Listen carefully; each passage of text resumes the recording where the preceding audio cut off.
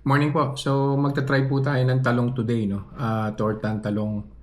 So, yung ginawa po dito, of course, yung talong po, tapos nilagyan po siya ng giniling. Yung giniling po, ginisa. Ginisa po sa garlic, onion, at saka bell pepper. Tapos, nilagyan po ng egg. Tapos, yan na po, inilagay po siya sa ibabaw ng talong. So, baseline po muna tayo.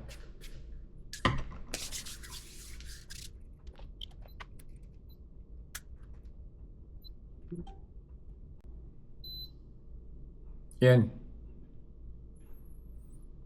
115.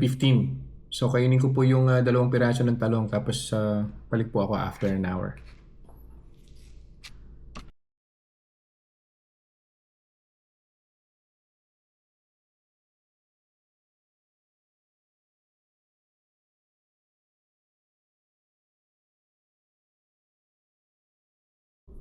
Naka 1 hour na po. Kuha na po tayo ng blood sugar.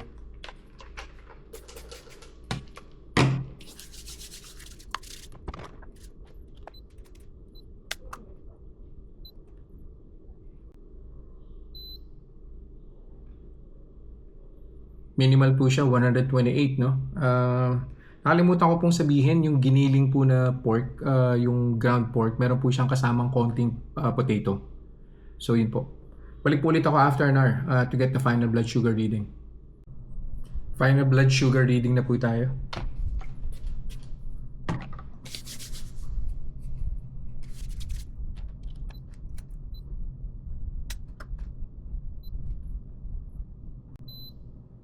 Ayan.